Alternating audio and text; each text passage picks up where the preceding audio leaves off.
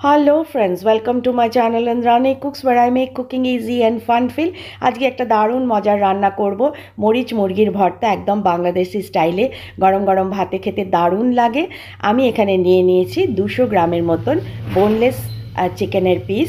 আপনারা ইচ্ছে করলে হাড় শুদ্ধ চিকেনের পিসও নিতে পারেন। এবার এই চিকেনটাতে আমি কয়েকটা মশলা মাখাবো। সামান্য মশলা, একটুখানি হাফ চামচ হলুদ দিলাম, নুন আন্দাজ মতন দিলাম। নুনটা একটু কম দেবো কারণ পরে আরেকটু নুন বোধহয় অ্যাড করব। এখানে দিলাম লঙ্কার গুঁড়ো আপনারা আপনাদের স্বাদ মতন দেবেন। হাফ চামচ জিরের গুঁড়ো, 1/4 চামচ ধনের গুঁড়ো, 1 পিঞ্চ গরম মশলার গুঁড়ো, আর দিলাম 1 টিস্পুনফুলের মতন আদা আর রসুন বাটা, জিঞ্জার গার্লিক পেস্ট দিলাম। দিয়ে এটাকে বেশ ভালো করে একটু মাখিয়ে এতে আমি 1 চামচের মতন সর্ষের তেল দেব। সর্ষের তেল দিয়েও এটাকে খুব ভালো করে মাখিয়ে রাখবো। মাখিয়ে আমি আধ ঘন্টার মতন রেখে দেব।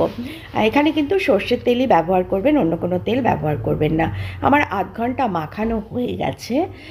এইবার আমি এটা নেক্সট প্রসেসে যাব। একটা প্যানে 1 টেবিল স্পুনফুলের মতন সর্ষের তেল দিলাম, দিয়ে তার মধ্যে দিলাম কটা রসুন আর কাঁচা মরিচ। কাঁচা লঙ্কা আর রসুনটা একটুখানি ভাজা ভাজা করে নেব যাতে লঙ্কার গায়ে কিছু স্পটস এসে যায়। তারপর এর মধ্যে মশলা মাখানো মাংসটা দিয়ে দেব।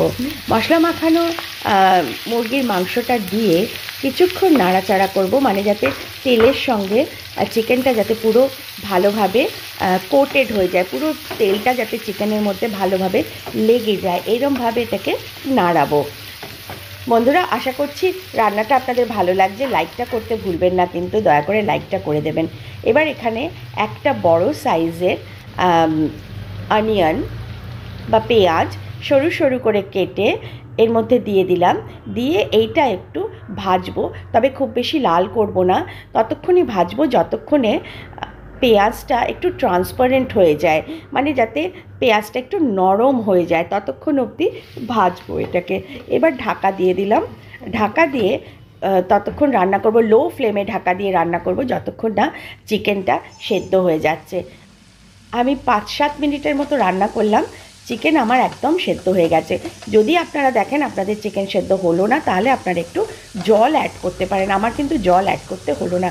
দেখুন তেল উঠে চলে এসছে, চিকেনও বেশ সুন্দর নরম হয়ে গেছে। এই দেখুন চিকেন ভেঙে ভেঙে যাচ্ছে। এটা পোলট্রির মুরগি ঢাকা দিয়ে করলে সঙ্গে সঙ্গে সেদ্ধ হয়ে যায়, কিন্তু যদি না হয় আপনারা একটু জল অ্যাড করতে পারেন। আর আমার পেঁয়াজগুলো দেখুন কি সুন্দর নরম হয়ে গেছে, এক্স্যাক্টলি এরকমই আমি চাইছিলাম। এবার এটাকে রেখে দেবো রুম টেম্পারেচারে ঠান্ডা হওয়ার জন্যে। এদিকে এবার একটা ছোট্ট তড়কা প্যানে একটুখানি তেল দিলাম, 1 চামচের মতন, দিয়ে কয়েকটা শুকনো মরিচ দিয়ে দিলাম, শুকনো লঙ্কা দিয়ে একটু ভাজবো। শুকনো লঙ্কাটা কড়কড়ে হওয়া অবধি ভাজবো। আচ্ছা, এই লঙ্কাটা এবার আপনারা ইচ্ছে মতন দেবেন। ভর্তাতে যত ঝাল হয় তত নাকি খেতে ভালো হয়। আপনারা লঙ্কাটা আপনাদের স্বাদ মতন দেবেন। এদিকে আমার চিকেন ঠান্ডা হয়ে গেছে। মিক্সিতে এটা এবার আমি ভালো করে বেটে নিচ্ছি। মিক্সিতে বেটে নেব, যতক্ষণ বেটে নেওয়া হয়ে গেল। এবার আমি আসছি অন্য প্রসেসে। এইখানে এবার লঙ্কাগুলো দিয়ে দিলাম।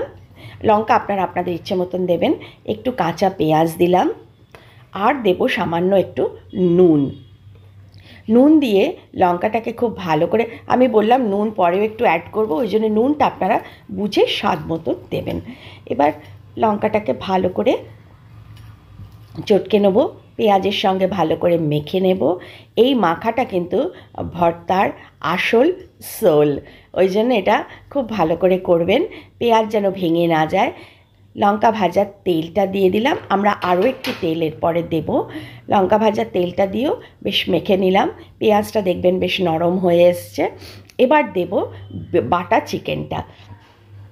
চিকেনটা আপনারা ইচ্ছে করলে হাতে করে ছাড়িয়েও নিতে পারেন, আবার ইচ্ছে করলে এরকমভাবে বেটে নিতে পারেন। দুটোর স্বাদ দুরকম হবে। আর দিলাম অনেকটা ধনেপাতা, একটু লেবুর রসটা স্কিপ করবেন না বন্ধুরা, লেবুর রসটা অবশ্যই দেবেন, এটা একটা আলাদা টেস্ট দেয়। আমি এখানে ছোট ছোট 2 টুকরো লেবু দিয়েছি, এটাতে টক হবে না, কিন্তু একটা খুব সুন্দর ফ্লেভার আর টেস্টটা হবে। আর যদি আপনারা লেবু না পছন্দ করেন, লেবুটা স্কিপ করতে পারেন। এবার এটাকে খুব ভালো করে খুব আদরে যত্নে মেখে নেব। সো ফ্রেন্ডস, যদি ভিডিওটা ভালো লেগে থাকে একটা লাইক করবেন, বন্ধুদের সঙ্গে শেয়ার করবেন। যারা আমার চ্যানেলে নতুন এলেন আজকে, তারা অবশ্যই সাবস্ক্রাইব করে বেল আইকনটা টিপে দেবেন। আর যারা আমার সঙ্গে আছেন তাদের আন্তরিক ধন্যবাদ। ফাইনাল টাচ, সর্ষের তেল দিয়ে দিলাম, আর দিলাম কটা কাঁচামরিচ, কারণ এটা মরিচ মুরগি ভর্তা।